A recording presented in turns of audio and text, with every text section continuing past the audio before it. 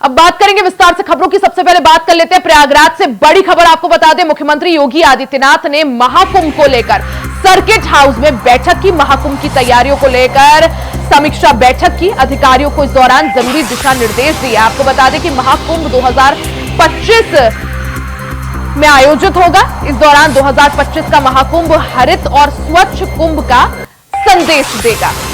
तो ये बड़ी खबर आपको बता दें, 2025 में महाकुंभ का आयोजन होना है प्रयागराज में, जिसको देखते हुए अभी से तैयारियों में योगी सरकार जुट गई है, प्रशासन जुट गया है। इस दौरान मुख्यमंत्री योगी आदित्यनाथ प्रयागराज पहुंचे। सीएम योगी आदित्यनाथ ने महाकुंभ को लेकर सर्किट हाउस में बैठक की। तमाम अधिकारियों के साथ ये बैठक की गई, जिसमें महाकुंभ की तैयारियों को लेकर समीक्षा की गई। किस तरह से क्या कुछ पूरा रोड मैप रहेगा, उसको लेकर यहां पर चर्चा हुई। अधिकारियों को आवश्यक दिशा निर्देश मुख्यमंत्री योगी आदित्यनाथ ने दिए।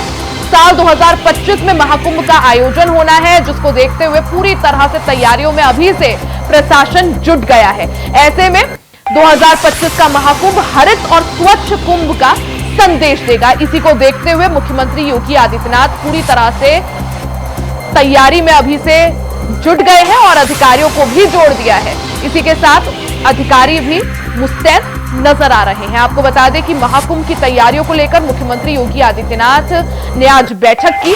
प्रयागराज में महाकुंभ की तैयारियों को लेकर प्रयागराज के सर्किट हाउस में मुख्यमंत्री योगी आदित्यनाथ ने बैठक की। तमाम अधिकारी इस दौरान मौजूद रहे। महाकुंभ का सफल आयोजन किस तरह से किया जाएगा, इसको देखते हुए समीक्षा की गई। रोड मैप एक तैयार किया गया कि आखिर किस तरह से महाकुंभ का सफल आयोजन हो और साथ ही अब की बार जो महाकुंभ है वो हरित और स्वच्छता का संदेश भी दे। ज्यादा जानकारी के लिए सीधा रुख कर लेते हैं संवाददाता शोएब रिजवी का। शोएब, मुख्यमंत्री योगी आदित्यनाथ प्रयागराज के दौरे पर थे। इस दौरान महाकुंभ क्योंकि 2025 में आयोजित होने वाला है, उसकी तैयारियों में अभी से प्रशासन जुटता हुआ नजर आ रहा है। महाकुंभ की तैयारी को लेकर मुख्यमंत्री योगी आदित्यनाथ ने आज अहम बैठक भी की। बैठक में क्या कुछ मुद्दों पर, क्या कुछ बिंदुओं पर चर्चा हुई और क्या कुछ निर्देश दिए गए? देखिए, बिल्कुल निश्चित तौर पर महाकुंभ अगर कह सकते हैं तो वो एक उत्तर प्रदेश सरकार और केंद्र सरकार यानी मोदी सरकार की एक ऐसी कल्पना है कि एक भव्य और जो दिव्य है वो कुंभ इस बार आयोजित हो 2025 में, क्योंकि इसमें करोड़ों लोग देश दुनिया से इकट्ठा होते हैं और पूरा एक नया शहर बसता है। न सिर्फ नया शहर बसता है, तंबुओं का ये शहर कहा जाता है। यहाँ पर तमाम जो डिपार्टमेंट हैं उनके अधिकारियों की नियुक्ति होती है। एक अलग जिला की तरह वो काम करता है। वहाँ के डीएम अलग होते हैं, वहाँ के एसपी अलग होती है। ये सारी चीजें हो चुकी हैं, काम तेजी से चल रहा है। अब आज मुख्यमंत्री योगी आदित्यनाथ इसको परखने के लिए खुद भी संगम नगरी प्रयागराज पहुंचे थे। उन तमाम अधिकारियों के साथ जो कार्य की प्रगति उसके बारे में जानकारी ली, कैसे कार्य को समय पर किया जाए, किस तरह से इस बार किस तरह से टारगेट करना है, किस तरह से इसको और बेहतर तरीके से आयोजित करना है, क्योंकि ये देश दुनिया का सबसे बड़ा धार्मिक मेला और आयोजन होता है, जिसमें करोड़ों श्रद्धालु पूरी दुनिया से इकट्ठा होते हैं माँ गंगा से आशीर्वाद लेने के लिए। तमाम साधु संत इकट्ठा होते हैं। इसलिए अभी अब से कुछ दिन पहले 13 जो अखाड़े हैं देश के सनातन धर्म के, उनके अखाड़ों के साथ प्रशासनिक बैठक हो चुकी है। आज मुख्यमंत्री खुद आए थे, उन्होंने तमाम दिशा निर्देश दिए। खासतौर से सफाई पर विशेष ध्यान देने की बात कही गई है। पॉलीथीन मुक्त मेला क्षेत्र रहेगा, ये पहले से तय हो चुका है। तो कह सकते हैं कि तमाम जो योजनाएं है उसको किस तरह से अमली जामा पहनाया जाए, किस तरह से समय पर, क्योंकि ये दिसंबर लास्ट में चीजें समाप्त हो जाएंगी। जनवरी में ये मेला शुरू होगा। पहला जो स्नान पर्व होगा 14 जनवरी को होगा, 14 और 15 जनवरी को। जिस तरह से सनातन धर्म में कुंभ के मेले की काफी ज्यादा मान्यता है, ऐसे में जिस तरह से करोड़ों श्रद्धालु महाकुंभ के दौरान प्रयागराज पहुंचते हैं और हमने देखा था किस तरह से हाथरस में भगदड़ कांड हुआ, उसके बाद किस तरह से व्यवस्थाएं की जाती हैं, वो भी काफी ज्यादा यहाँ पर महत्वपूर्ण हो जाता है। ऐसे में व्यवस्था अच्छे से हो, किसी को भी किसी भी तरह की दिक्कत ना हो और हाथरस जैसी तस्वीरें फिर से रिपीट ना हो, इसको देखते हुए क्या कुछ रोड मैप यहाँ पर तैयार किया गया है मैनेजमेंट के लिए? बिल्कुल रिया, बहुत अच्छी बात है। ये चीजें इस बार खास तौर से ध्यान में रखी जा रही है। जो पिछली घटना जैसा आप हाथरस की बता रही हैं, तो जो क्राउड मैनेजमेंट है उस पर ज्यादा फोकस किया जाता है। हालांकि ये कोई पहला आयोजन नहीं, हर साल यहाँ माघ मेले का आयोजन होता है, जिसमें भी बहुत बड़ी संख्या में श्रद्धालु आते हैं और हर 12 सालों पर जो महाकुंभ है वो आयोजित होता है। तो ऐसे में ये चीजें यहाँ के लिए कोई नई नहीं होंगी, लेकिन चूंकि पिछली घटना से सबक लेते हुए जो 13 अखाड़ों की अभी जैसा कि हमने बताया बैठक हुई थी, उनमें तमाम साधुओं संतों से भी उनकी राय ली गई और इस तरह की घटना और खासतौर से इस तरह के कैंप में जो साधु संत आते, देश दुनिया के साधु संत, उनके आशीर्वाद लेने के लिए बड़ी संख्या में श्रद्धालु इकट्ठा होते हैं, तो उनको कैसे मैनेज करना है, क्या कुछ कैसे करना है कि किसी तरह की कोई घटना ना हो, इसको लेकर के प्रशासन और साधु संतों या आयोजकों से समन्वय बैठाने की कोशिश की जा रही।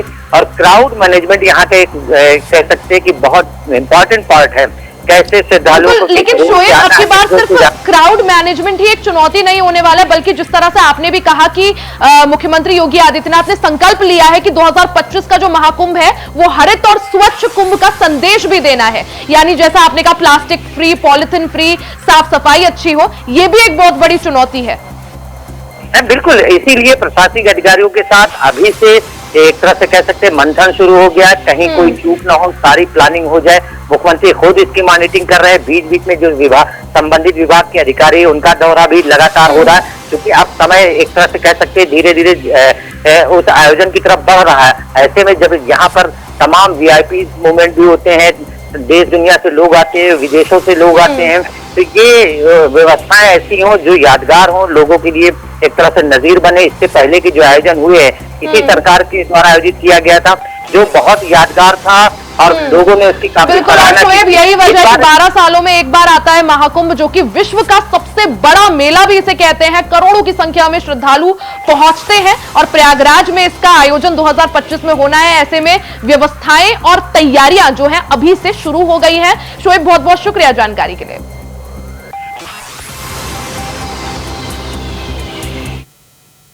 वहीं लखनऊ से बड़ी खबर आपको बता दें, पेड़ लगाओ पेड़ बचाओ अभियान के तहत आज इस अभियान का आगाज हुआ।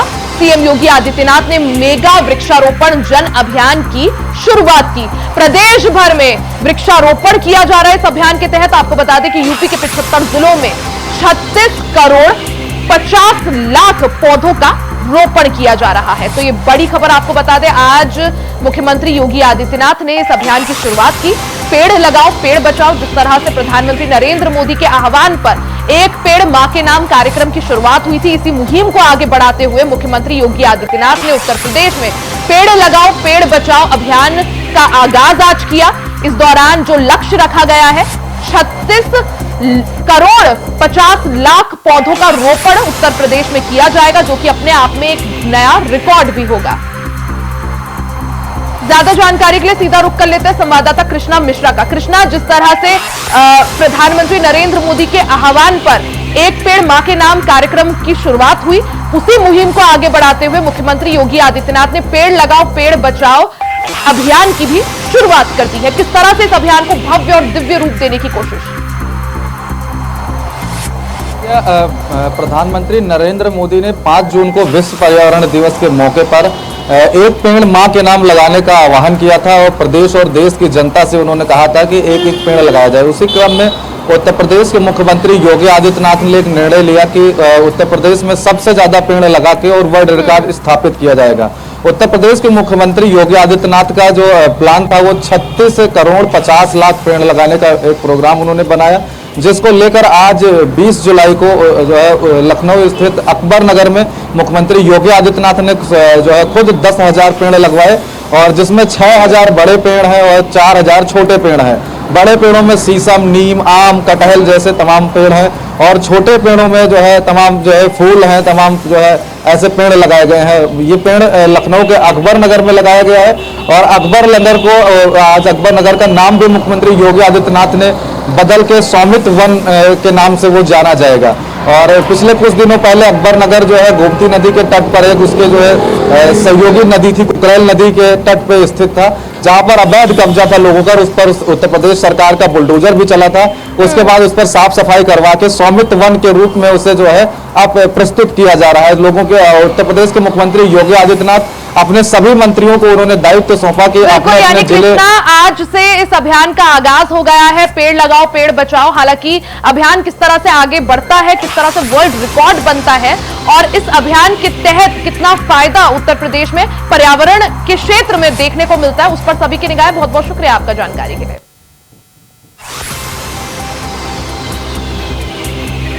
बात सीतापुर की कर लेते हैं। सीतापुर से बड़ी खबर आपको बता दें, राज्यपाल आनंदीबेन पटेल सीतापुर के दौरे पर थी। इस दौरान एक पेड़ मां के नाम कार्यक्रम में वो शामिल हुई। राज्यपाल ने अव्यवस्था को लेकर नाराजगी भी जताई। वृक्षारोपण के दौरान राज्यपाल आनंदीबेन पटेल नाराज नजर आई। मंत्रियों से लेकर अधिकारियों तक उन्होंने नाराजगी जताई, उन्हें फटकार भी लगाई। राज्यपाल को अधिकारियों ने गुमराह किया। राज्यपाल को बताया सेना का वृक्षारोपण कार्यक्रम हमारे मंत्रियों को देखना चाहिए व्यवस्था, ऐसा राज्यपाल ने कहा।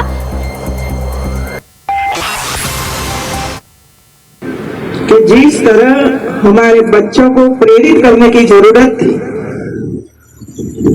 और मैंने इसकी चर्चा जब जो लोग मुझे मिलने के लिए आए थे उनके साथ मैंने लंबी चर्चा की थी कि किस तरह पेड़ को सलाम करना चाहिए, किस तरह पेड़ को प्रेम करना चाहिए, किस तरह पेड़ को लगाना है।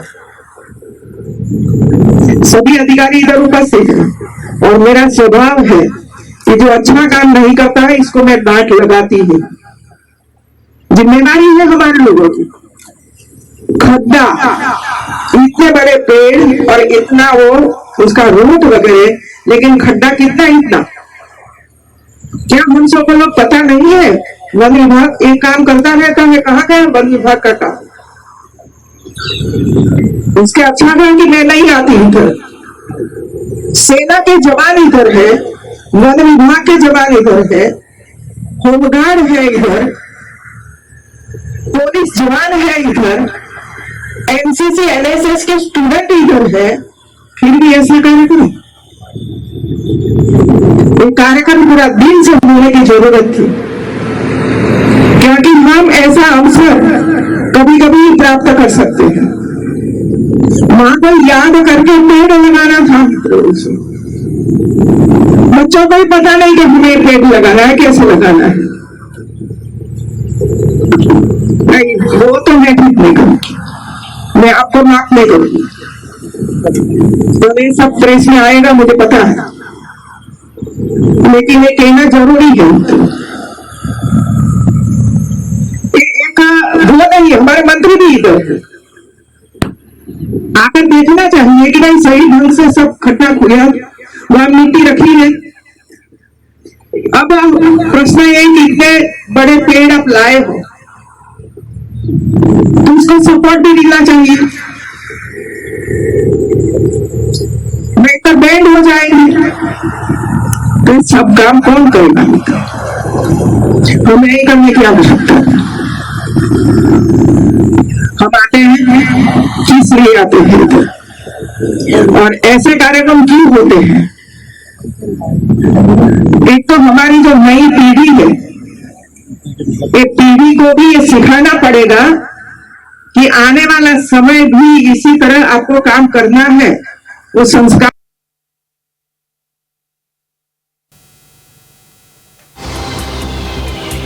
तो सेना के कार्यक्रम में पहुंची राज्यपाल आनंदीबेन पटेल।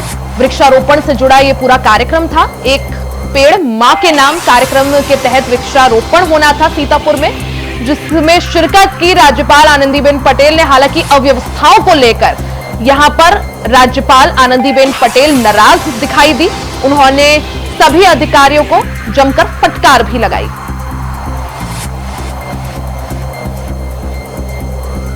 ज्यादा जानकारी के लिए सीधा रुख करते हैं पंकज कश्यप का। पंकज, जहां एक तरफ उत्तर प्रदेश जो है रिकॉर्ड बना रहा है वृक्षारोपण का, वहीं दूसरी तरफ वृक्षारोपण कार्यक्रम में पहुंची राज्यपाल आनंदीबेन पटेल अव्यवस्थाओं को लेकर नाराज नजर आई, क्या जानकारी? जी देखिए, ऐसा है कि आज सीतापुर का दौरा था और इस दौरान जी आनंदीबेन पटेल जो है सीतापुर में एक प्लाट संख्या 178 मद्रास रेजिमेंट में उनकी उपस्थिति हुई और सीक्रेट हार्ट की छात्राओं ने उनका स्वागत किया और उन्होंने इस जो व्यवस्थाएं जो प्रशासन ने की थी या मंत्री जी ने की थी, तो उस व्यवस्था को देखते हुए काफी नाराजगी जताई उन्होंने और सभी को फटकार भी लगाई गई। आखिर किस तरह की अव्यवस्थाएं यहाँ पर देखने को मिली थी पंकज? जी, उनका साफ तौर से कहना था कि जो पेड़ है और इस तरीके से छोटे छोटे पेड़ लाए गए हैं और पेड़ों की क्वालिटी जो है सही नहीं है, और इस बात को लेकर उन्होंने अधिकारियों को फटकार भी लगाई और उन्होंने ये भी कहा कि हमारी जो पीढ़ी ने हमको इसने वृक्ष और जो है प्रकृति को अच्छा किया है और उसको हम बिगाड़ते जा रहे हैं। इसके लिए हम मुझे बहुत ही खेद है इस सिस्टम से कि इस मतलब इस व्यवस्थाओं से। और तो जो है यानी प्रशासन के द्वारा की गई व्यवस्थाओं पर नाराज नजर आई राज्यपाल आनंदीबेन पटेल। बहुत बहुत शुक्रिया आपका तमाम जानकारी के लिए। इसी के साथ इस बुलेटिन में फिलहाल के लिए इतना ही। खबरों का सिलसिला जारी रहेगा, बने रहें इंडिया वॉइस के साथ।